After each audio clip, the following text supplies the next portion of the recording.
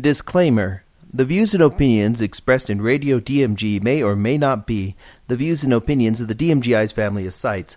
All music used in this podcast is the property of whoever made it, and no copyright infringement is intended. God bless this albatross, and hold on tight for the awesome you're about to receive. It's good to be the king. And welcome to today's edition of Radio DMG. I am your host, Philip Wesley, the Mile High Mouth, and today is December 5th, 2011. There unfortunately is not a lot of newsity today, so instead of regaling you with, well, not a lot of newsity, there were sales in Japan, which we mentioned already, and the 3DS did really well in Japan, and then there was a thing about,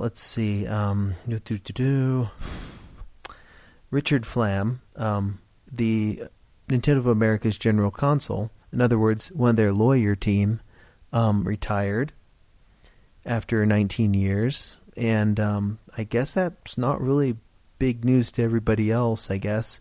He was mostly known for going after people who pirated Pokemon cards.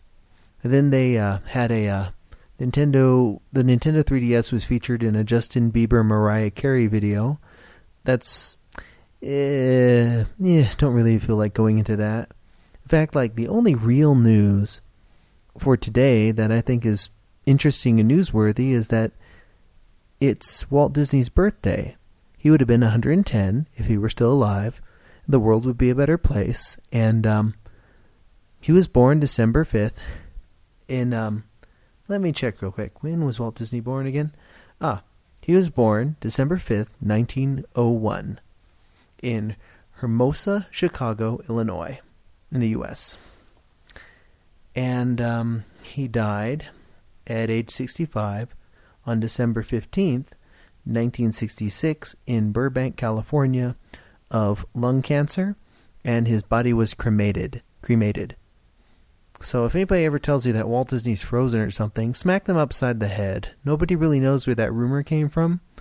It's just really stupid, and it's not true. Also, he wasn't anti-Semitic. I think you're talking about Henry Ford, or some of the other people in Hollywood.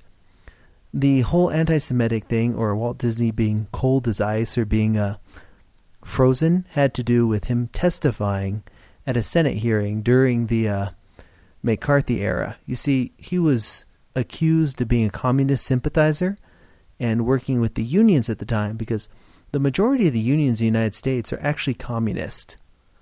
There are traces of communism that have...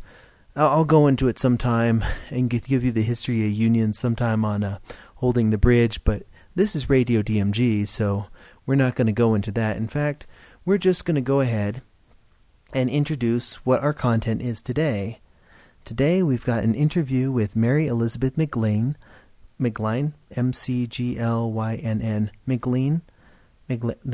My pronunciation is a little shot.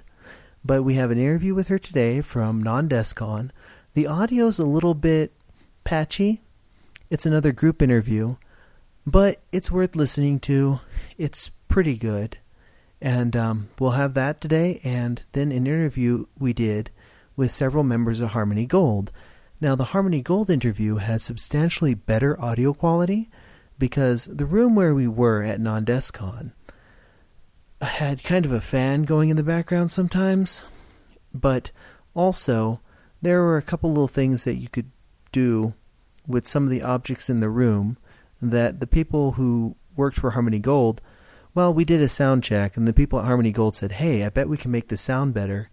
And they went and we set it up in a way that the audio quality is the best audio quality out of all the interviews that we had over at Non-Descon. That's the one we have with the people at Harmony Gold. They're behind Robotech. And it's pretty interesting. So we're going to have both of those, and that's actually the end of our Non-Descon 2011 content. So I hope you've been enjoying the Non-Descon content that we have, because this will be the last episode of that. So, since we don't have any newsity, and I've got 2 pieces of content for you today, we're going to go ahead and this might be one of our shorter episodes. So, sit back, relax, and enjoy our feature presentations.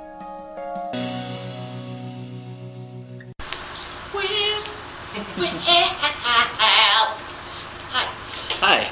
Hello, this is Philip Wesley with Radio DMG and Little Local with the RJ Productions. And we're here at Non-Descon 2011 with Mary Elizabeth McGlynn.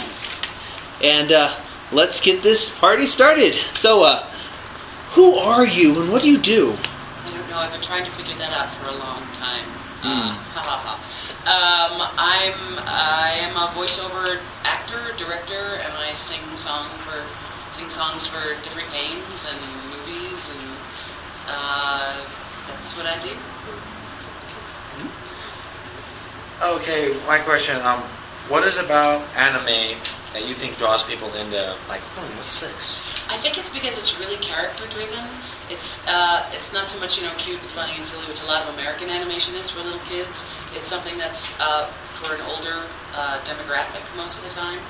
And it's all serialized, which is most of it anyway, which is really kind of cool. So it's these long story arcs of happiness or betrayal or whatever it is. So it's really story driven and it's character driven. I mean, that's why I love it. Anyway. Plus, there's lots of fighting and robots. So it's fun. Can go wrong. So, what got you interested into working in animation and anime to begin with? Then, what was your first one? It's a two-part question. Okay, I was doing a lot of on-camera work, and I really wasn't happy doing on-camera work. It was a lot of waiting around and then rushing once you get on set. And I knew I was supposed to be in LA, but I wasn't supposed to be doing that. And I actually did one. What got me into voiceover was I was shooting an episode of Xena Warrior Princess, and I was hurt on set. The horse I was being hanged on reared up and fell on top of me and dislocated my kneecap. And at the time, I was still sort of singing and dancing at a show up at Universal Studios, and I couldn't do that anymore. So a friend of mine recommended me to Zero Limit Productions, and I went in and I think I did a bit part on something, I can't remember, but they needed to voice match this actress who left, and she was a show called El Hazard, and I played Diva Queen. I got the part and replaced her, and it was Diva Queen of the Bugram Empire, and I did the voice of Kate Mulgrew as this character for the most part, so it was really fun. And that's when I knew, I was like, ooh, I love voiceover. This is really good. And I started doing lots of, sort of commercial voiceover auditions, and that didn't really pan out either. But the anime kept building more and more and more, and I got cast in the show for Shiki Yugi. I played Noriko, and then, so I've been working a couple of years with this production, still doing some on-camera stuff, and I really hated it. And my last audition was for this jerk of a celebrity who sort of looked me up and down and gave me this look of disgust, and I was like, okay, I'm done with this. I know I'm supposed to be here, but I'm not supposed to be doing this. So any sign you can give me would be great. And 2 days later, I got the call saying we have this show and we need a director because we've got too many shows and too few directors. And I got an MFA in acting, and I'd done some stage directing, so they said, do you want to direct the show? And I was like, sure, what is it? I'd love to. I mean, I'm scared to death, but I'd love to try. It was Cowboy Bebop, and that was it. The minute I started directing, it was like being shot out of a cannon. It just never stopped. And not really. So, which it could at any moment. So I'm really thankful for the work that I get to do. I'm really lucky to be able. I've been on some really long, shows that have so long running. I don't know how to say that because I'm stupid. But I mean, Digimon was like, we did 125 episodes of that, and then Naruto I've been directing for 6 years. I mean, I've directed 325 episodes of Naruto. It's insane.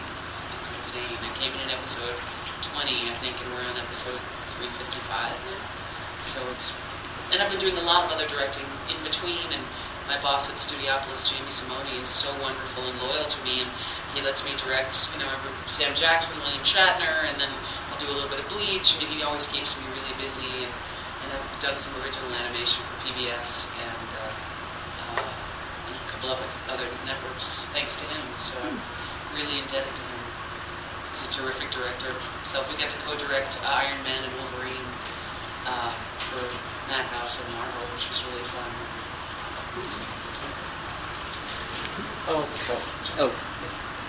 What was it like to get the 2007 American Anime Award for Best Female Actress as well as the major? It was awesome. I wish I was there to pick it up. Yuri Lowenthal went bounding up on stage to pick it up, and he lugged this heavy thing back, which was really cool.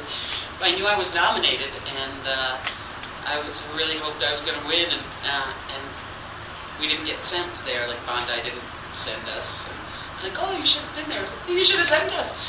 So I got the call because I knew it was that night, and we're sitting watching. My husband and I were sitting watching some show, and I got a text from I think Troy Baker. Ha ha! You won! Ha ha!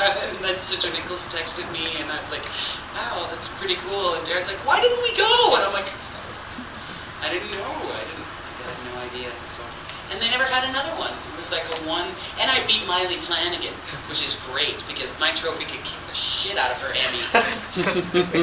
She'll get an Emmy. Who cares? Yeah, I was up against Miley for Naruto, and I beat her. So, ha Miley. I give her grief about that all the time. We'll post that to her page. Miley's one of my favorite people on the planet. So, she and I met, and it was like instant broad convention. Like, rah, rah, rah, rah, rah, rah, rah. It was just a love fest from day one. Miley's an amazingly talented and funny human being. So, what was your favorite episode of Cowboy Bebop to direct? I think it was like Toys in the Attic, because it was like directing 2001 and Alien combined. It was just the four of them, which I loved. So it was a really intimate, and it was just silly about this lobster that had been left in the fridge for too long that comes to life and kills everybody, you know. I mean, it was like Ed's monologue at the end, and they all died. It was a short series, but oh well, and they all chime in going, hey, that series isn't over, whatever. But it was really fun. It was fun. I loved that episode. And I loved the Jupiter Jazz episodes, parts 1 and 2, and Mushroom Samba. It was like brilliant. It was an homage to blaxploitation, and it was just brilliant. I don't know who was smoking what when they did that episode, but I still to this day have never seen anything like it. Spike walking up the staircase and the frog talking to him. And it was pretty amazing. So yeah, there's so many good episodes in that series. I'm hard pressed to name any that I didn't like. Probably Pierre LeFou. That one's kind of a little. I love that episode. Are you kidding? I wrote the line at the last line. I hate theme parks because I've been working at one for so long, and I don't hate theme parks. I love theme parks, but my husband hates theme parks, so it was sort of an homage to my husband. So, and the music in that, fantastic. Fantastic. That sort of terrifying carnival music. I loved Pierre LeFou. I thought it was terrifying at the beginning. It was really scary. Not to mention the Foley in that episode of just the billiard scene, the very opening shot when Spike's playing pool. The Foley is brilliant. I mean, it's just so simple and beautifully done. I've never worked on a show that had equal parts storytelling through animation, music, and dialogue. It was just, and not all at once, all the time. A lot of anime is wall to wall, talking, bah, bah, bah, bah, fight. This has so much breathing room in it. It's storytelling with no dialogue, just through music sometimes, or just through images. I mean, I think it's a work of art. I really do. It was our job not to screw it up. And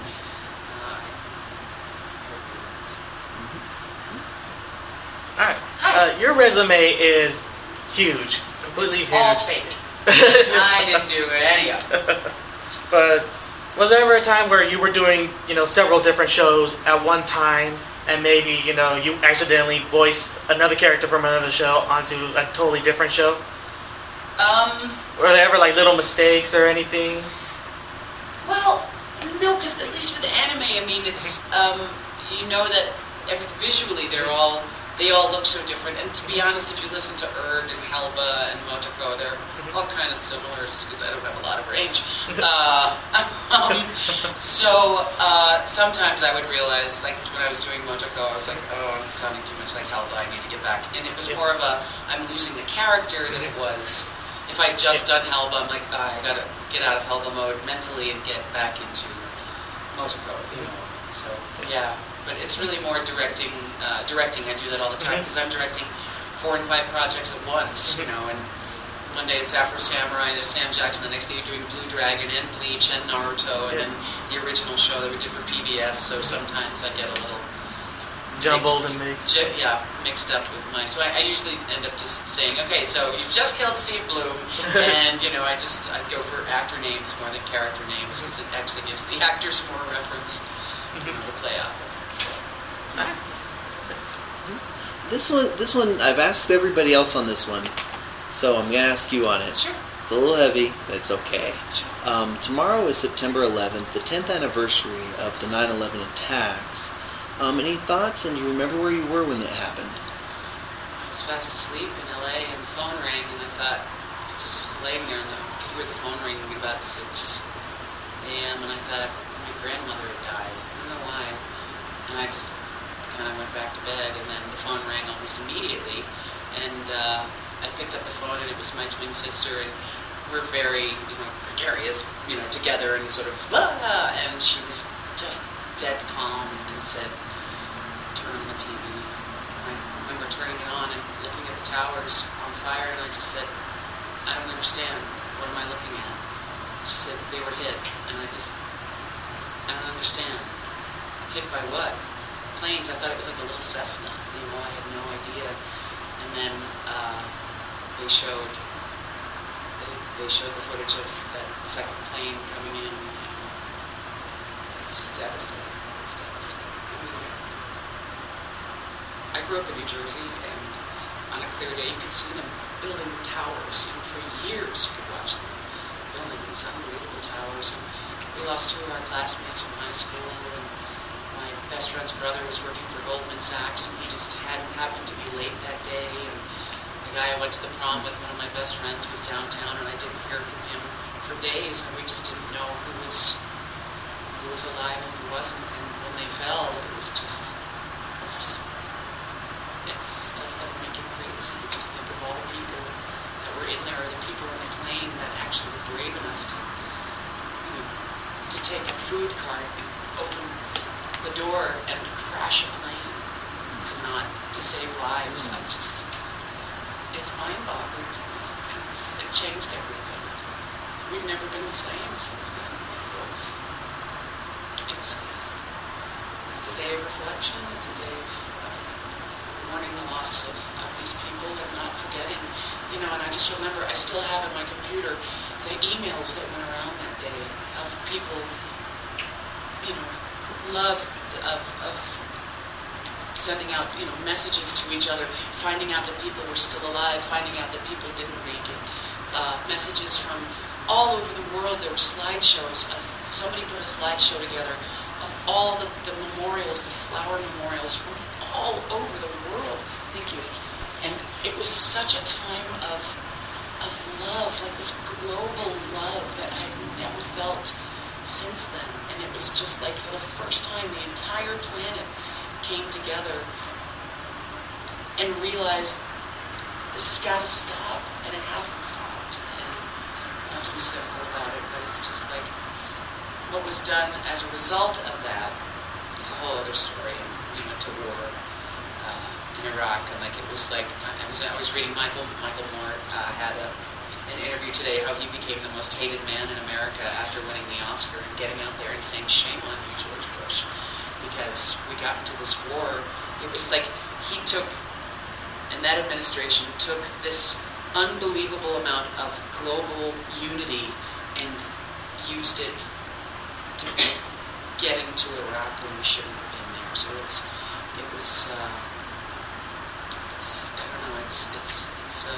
going to be a hard day tomorrow, I think. It's going to be a hard one for a lot of people. But part of me wishes they'd just build the towers again. Just like, fuck you, put them back up. Try it again, boys.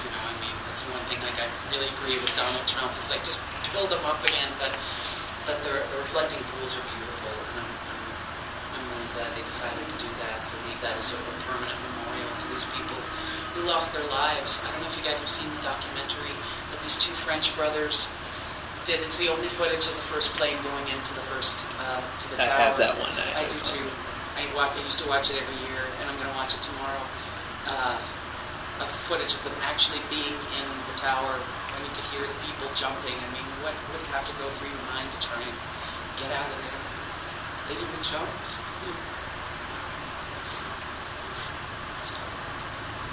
So a lot of people need to be remembered and praised and honored for the sacrifices that they made, willingly or not. You know, those firemen going in and the policemen.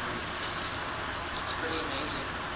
It's pretty amazing. It's first responders, everybody, how everybody just came together. It was just like, I try and hold on to that, like that moment of everyone just coming together to try and save other people. And a good friend of ours, Sam Riegel, and his wife Brienne were living down by World Trade Center, and they took some photography. They're actually in a documentary about people's, you know, just non-professional photographers taking pictures, and so it's going to be a pretty overwhelming day for some of these things. Give us a good question. What's your favorite color? Yes. Oh, okay. You've done work as a voice actor for both anime and in video games. Do you see a difference in going into these two worlds, in anime and video games? There's a lot more yelling in video games. Man, I just finished this one game, and it was over 13,000 lines of about 90% of it screaming in a really bad English accent. And man, and it just trashes your voice. And anime is it's usually a little bit more plot-driven, character-driven. You get a great game every now and then that's really character-driven and stuff, but for the most part, it's a lot of screaming, and it really takes a toll on you after a while. I don't care how good a I would imagine voiceover. like maybe 20 bottles right next to you. Yeah, and you just try and get the technique down, because there's a really good way to scream, but it doesn't matter how good your technique is. After a while, your voice is done. I know great actors that just won't do games anymore because it kills them. And if you do that on a Monday, you're out of work for the week. You need a week to recover. It's that bad. So they're fun to do without a doubt, but it can be really taxing on the voice. Another little side question about this.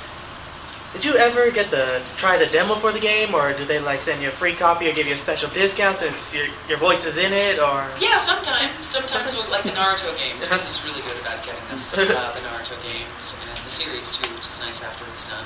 You get a box set every now and then, which is great. But I'm really not a gamer, to be honest. I like the Wii Fit, although it does guilt me every time I haven't been on it for a while. It's really sad that you're guilting me! Don't guilt me! I'm here when I'm handy!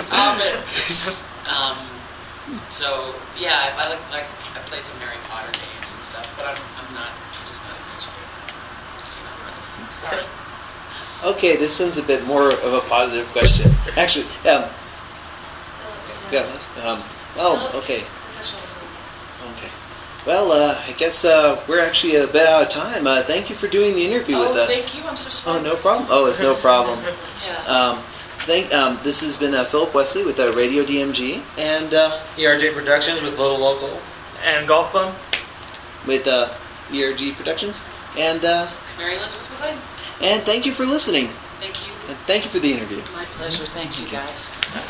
This is Tommy Yoon speaking to you from a mile in the sky from Radio DMG. And welcome back to Radio DMG. I'm your host, Philip Wesley, the Mile High Mouth, and I'm over here at Non-DesCon 2011 with Tommy Yoon, Steve Yoon, and they're representatives for Harmony Gold, right? That's correct. And they're okay, can you tell us a little bit, our studio audience, what it is you actually do for Harmony Gold? Or, what do you do at Harmony Gold? I'm Tommy Yoon. I'm the creative director at Harmony Gold USA. Harmony Gold is a distributor of television and home video entertainment, and one of our high-profile titles is Robotech. And I do a wide range of creative work on this animated series. And I'm Steve Yoon. I handle new media for Robotech, which means mostly running the website, but also handling new media projects like internet marketing and we've also been working on a new restoration of the soundtrack from 24-track elements and any other odd jobs that come up. So Robotech has a pretty kind of storied history. Would you like to explain to our audience what Robotech is? Just in case they're too young to know what it is, and shame on them if they don't.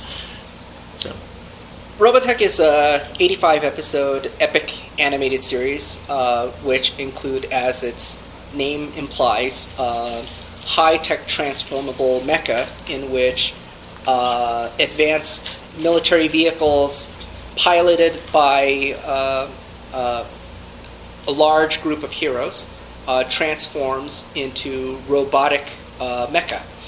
And this is a series that debuted on television in 1985 and has been popular to this day and has been a big hit on home video as well.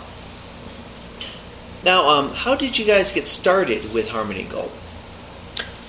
Me, myself, I started around 2001. I had completed work on a number of Speed Racer comic books. These were produced by Tatsunoko Productions, and I was a big fan of that Japanese production studio.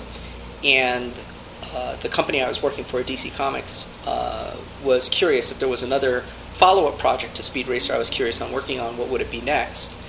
And I really wanted to work on Robotech, which was another series which was produced by Tatsunoko at the same Japanese animation studio. And hence, through a long convoluted path, I got in touch with Harmony Gold and ended up actually working for Harmony Gold. And me, I was working at another animation company, but I got burned out there working 80 to 100-hour days. Not days, but weeks.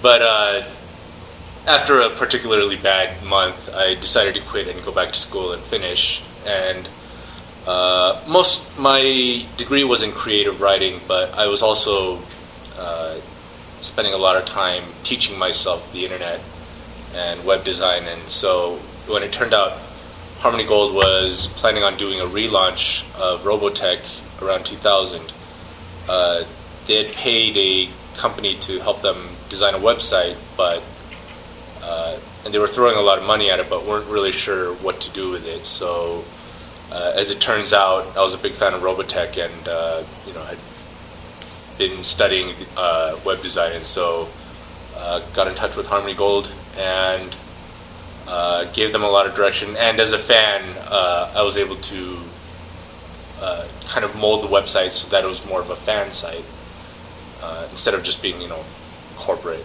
So, and since then, my creative writing degree also came into use because when they started new projects, I was able to help write and edit some of the stories.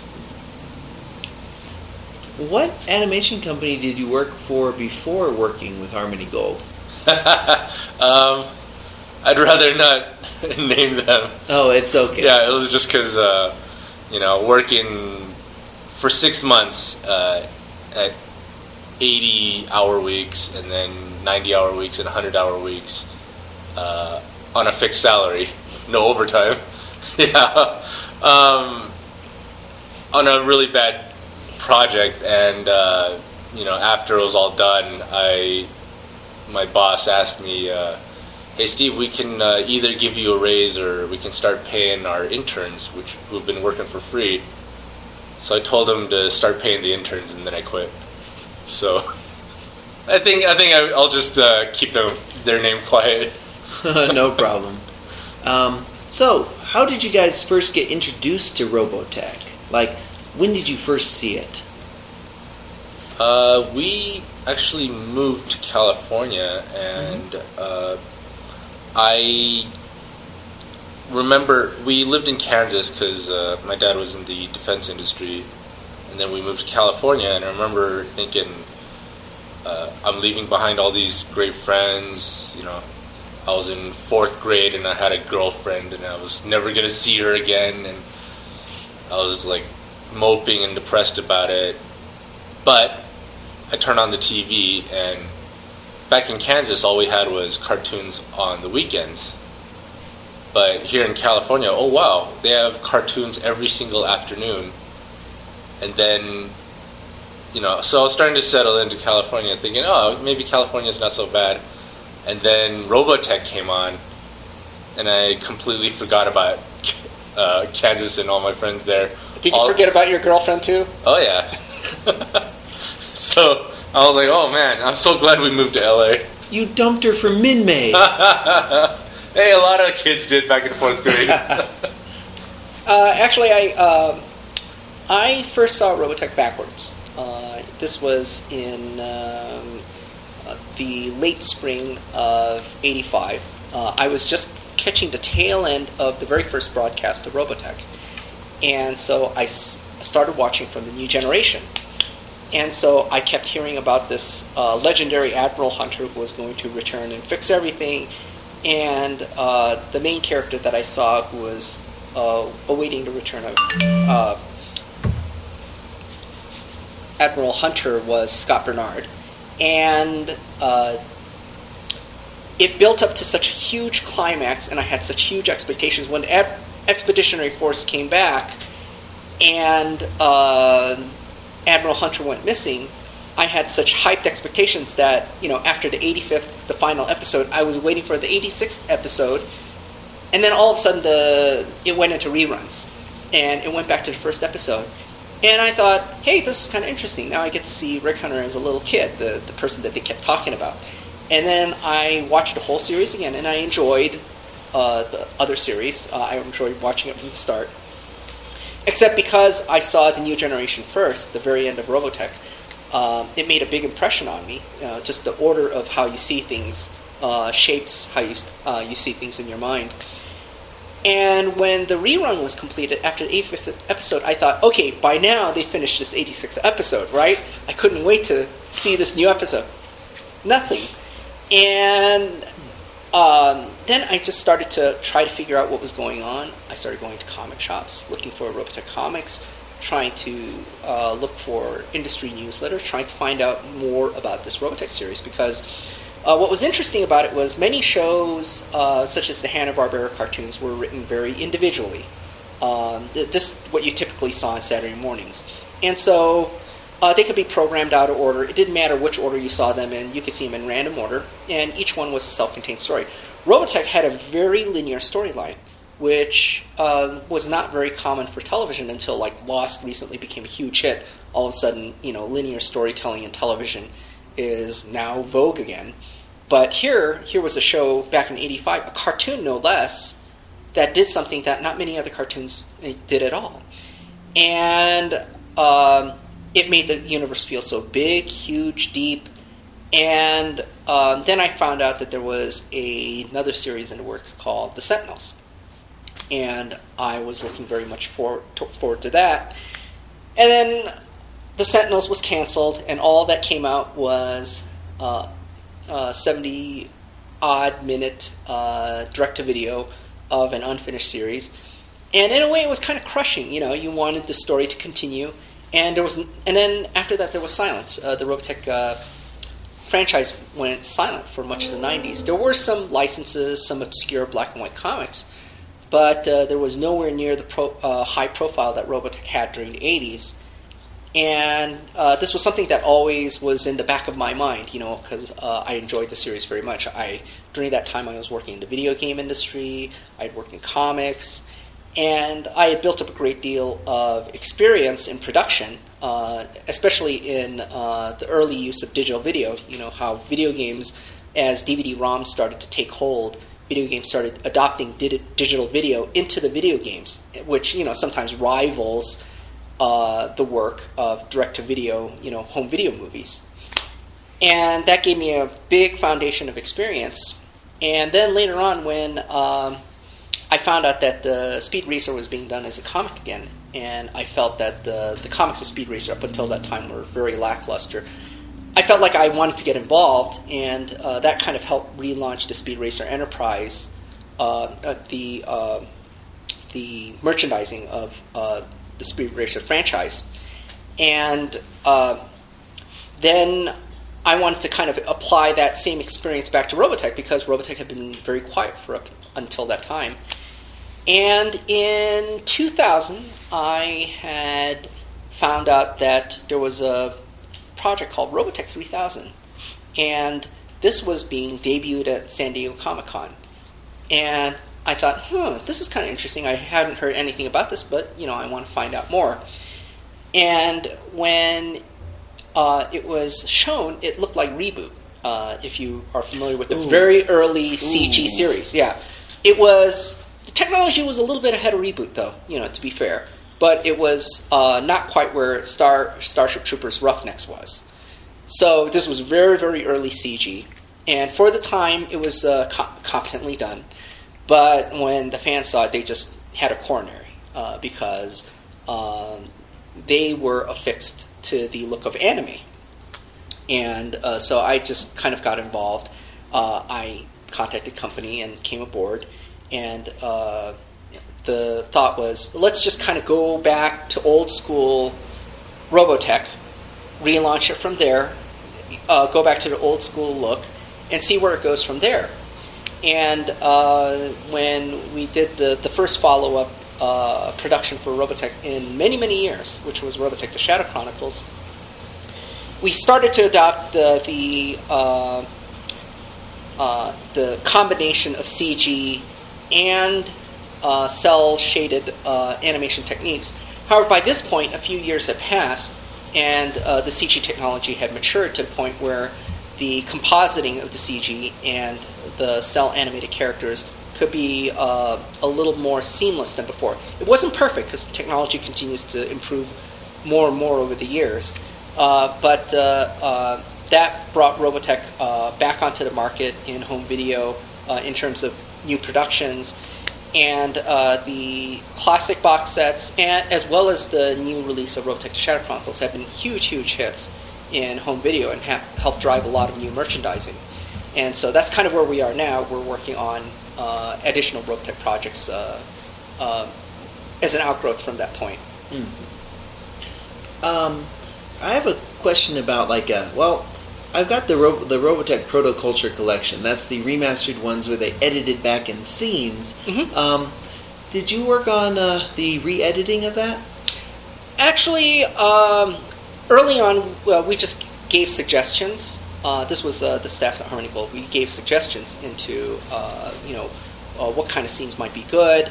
We kind of just gave out a broad plan, which was look for scenes in which they didn't have the ability to bring back all the various different actors, because not all the actors could be tracked down at that point. And so the solution was to take scenes that were edited for violence or nudity reasons. And right now, of course, if you look at the anime industry today, standards from 1985 are not what they are today. And so what was not necessarily acceptable for home video back in the 80s, was perfectly fine today, as long as it, was properly labeled so that audiences were aware of what the content contained. And so a lot of scenes were added back in. The only scenes that weren't put back in were scenes for which dialogue was not recorded. But other than that, certain deleted scenes, such as the mysterious bullet holes in Roy Foker's back, oops, spoiler alert, when something bad happened to him, were added back to the series. And however, this was all carried out by executive producer Amada Grama. Amada Grama was the executive producer of the original series, and he got together with Intersound, which was the original post-production studio, and their sound engineers, under Amada Grama's direction, they put together this remastered version of Robotech. So, working on the website, where do you want to take the website in the future for to make it even more accessible to fans? What do you have in store for the fans on the site? Well, we notice people spend a lot more time on Facebook these days. It's kind of turning into like a second internet where people, get their news and their trends from their friends, and so what we've done is we've created a Facebook page for Robotech, and so we post all our Robotech news there as well. And sometimes it feels like we get more exposure there than we do on the regular internet. We also have a Twitter site, or Twitter account. So so Robotech News on Twitter, and on Facebook it's Robotech. So, what do you guys have in the future? Wait, actually, this question: what has production and working at Harmony Gold been like after the death of Carl Masick? It's been a lot more work than expected. One of the things that people don't realize is that Harmony Gold is a relatively modest-sized company. There's some people who look at Harmony Gold as the man, is this giant, corporation that tries to have its fingers into everything, when in fact it's a fairly close-knit group of folks. And with Robotech, we always could use help in terms of doing more work. This is why we're always grateful to fans who chip in and help out. And with Carl Masick, one of the things we did was when Carl left ADV, because ADV had fallen on hard times in recent years, Carl hence had left AD Vision and moved from Texas back to Los Angeles. And the first thing that came to my mind was, let's get him back involved in Robotech, because now he was back within proximity of Harmony Gold. And we were talking with him, and we were getting him involved back into Robotech projects. And for me, being a new father, this was a big, huge sigh of relief, because we could split a lot of the workload in terms of creative work on Robotech with Carl. Unfortunately, since he had passed away, it has been a lot more work for me. And I'm very grateful to a very supporting wife and beautiful daughter. But one of the things we've been focused on as of the last year is completing all these projects that Carl had started. That has really been our priority. There has been the documentary, which Carl wanted to document the history, the folklore of how Robotech came together. That was very important for us to complete. The soundtrack as well. When we were doing a new anniversary soundtrack, we were actually looking to Carl for direction to kind of figure out how to put some of these new tracks that we were gathering together, and as well our new production that we're producing for home video. I wanted him involved in that, but we're doing the best we can. We're trying to essentially gather up all the notes and thoughts and directions that we had from Carl and try to be as close to his vision as possible. And before we go, anything you guys want to plug real quick? Actually, we had just touched on to ADV having fallen onto hard times. They've been really good to us in terms of bringing the classic Robotech series into the forefront of home video. They produced a great DVD legacy set a long time ago, which had all 85 episodes in one nice big set of a series of boxes with 450 minutes worth of extras. On 7 discs. Yeah, on 7 discs. However, now, since the ADV company is no longer with us, the rights have moved on to A&E Entertainment. A&E being, yes, that A&E, the big, huge company you see on TV. A&E Television has picked up the rights to Robotech, and their home video group is releasing a giant box set which contains all 85 episodes, more extras than before, some never seen before, over 10 hours of extras. And this entire box set is going to have an MSRP of only $99. And so this is going to be the most affordable way to get the entire Robotech series for fans now. As a matter of fact, I can safely say if fans just Google online e-tailers, they'll find out, of course, who sells at MSRP. They're going to find it very heavily discounted, and so they're going to find it very easily at a very good, affordable price. And they should buy it. Don't download Robotech illegally. Yeah, if we're very sensitive to students. There are students who are attending college, and money is hard to come by when you're studying and don't have a job, if you want to find an inexpensive way to watch Robotech that still is legal and still brings some revenue back to the voice or the people who produced it and everyone, royalties and so forth, so that everybody involved gets their share, is watch it on YouTube or Hulu, our official licensees. And you can watch it for free with commercial advertising. Anything from you? And we also have the 25th anniversary soundtrack that's coming. It's going to have a lot of music that we thought was lost, but we found over a dozen new tracks that will be on the soundtrack. All our previous soundtracks were 2 CDs, and now this one will be 3 CDs because of all the new music we found. We've also done a lot of digital remastering on the songs, including some where we added a third verse that we thought was missing, and so there will be a longer mix of some of the songs. So coming out this fall. So look for it. And thank you so much for your interview. This has been Philip Wesley, the Mile High Mouth with Radio DMG, and my guests have been Tommy Yoon and Steve Yoon. And thank you. And that's how the interviews went down. My name is Philip Wesley, the Mile High Mouth. You're listening to Radio DMG for December 5th, 2011. My apologies again for the quality of the audio. Listening back through it again, I realized, it was also because the door was open and you can hear some of the traffic below. But hey, good interview though, and I hope that you enjoyed our interviews, and I hope you enjoyed our coverage of Non-DESCON 2011. We were a little bit late getting it out the gate, but that's due to technical issues and laptop things and such. But that was the last of our Non-DESCON audio for Non-DESCON 2011. Next Radio DMG will have something else, some more stuff, and it should be quite interesting. I hope you look forward to our next episode. Please subscribe to us on our probably working iTunes link. I don't know, sometimes it's a little iffy.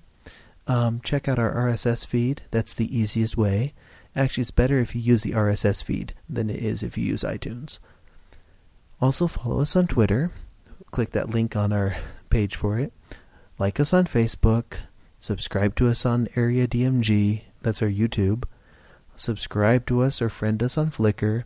And bookmark us on radiodmg.com and dmgice.com. Also, check out animationisart.com. We'll be revamping that very shortly with more details as new details become available. Until then, thank you for spending some time with us here at Radio DMG, and good night. Okay, I'm gonna. Are you just aiming it? I'm just aiming at her. Every time we do the interview, we Okay, just... I'm gonna sit here. We're gonna try and talk Stephanie as Shea. possible so I can hear myself as I'm testing it. And say something real quick. Just anything. Something real quick. Ryoko's the bomb, that is all. Okay. We're gonna say okay. I'm recording right now. We're gonna say things. Say something, Sarah. Yay! Hi, money. I like pie. Okay. I'm just talking here, and go ahead and talk real quick. Just say something. The quick brown fox jumped over the lazy dog. Okay, let's see how. Okay, we're doing another test to see how this cleans up the sound. Nothing from you. Okay. Someday over the rainbow. Oh man, that sucked. Morning, Maya.